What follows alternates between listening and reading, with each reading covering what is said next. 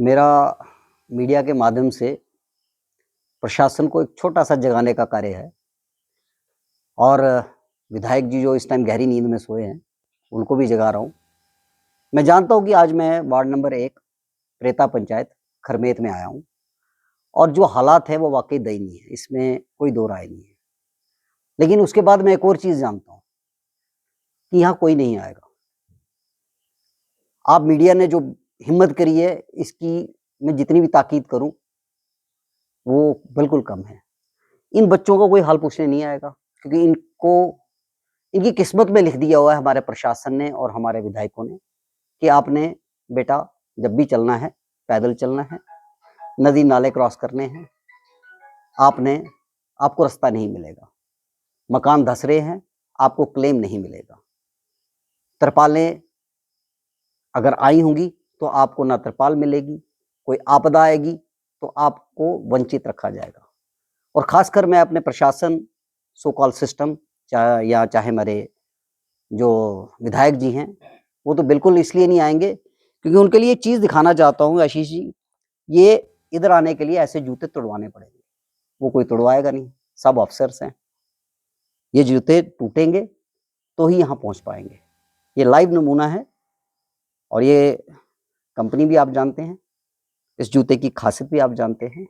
लेकिन उसके बाद भी अगर ये जूते यहाँ पे टूट रहे हैं, तो ये है इन जूतों के सहारे इन्होंने बेचारों ने पूरी ज़िंदगी निकालनी है। तो मैं आपसे यही गुज़ारिश करूँगा जो आप विधायक जी, आप कम से कम इनको प्लास्टिक के जूते दे देना। बाकी देने के लिए इनके पास कुछ नहीं होगा।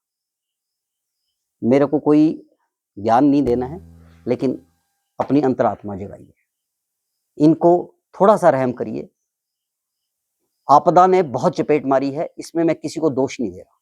लेकिन आपदा के अब खत्म होने के बाद हमारा पहला कर्तव्य है कि हम इनको पूछें और ये आपके माध्यम से एक छोटा-सा है, आप अपनी विधायकी को चेक करना, ये वही खरमेत था जिसकी पेटी से एक भी वोट बाहर नहीं गया। सारा का सारा भारतीय जनता पार्टी को गिरा था और आपकी अपोज़िशन वाला देखता रह गया था, उसको एक वोट भी नहीं दिया था। ये मैं ऑन रिकॉर्ड बात कर रहा हूँ, आप अपना रिकॉर्ड चेक कर लेना। ये वही प्रेता पंचायत है और ये वही प्रेता पंचायत है जहाँ पे चलने के लिए ऐसे रोड और ऐसे जूते मिलेंगे। तो अगर अंतरात्मा जागे तो इनका हाल पूछने ज़रूर आइए।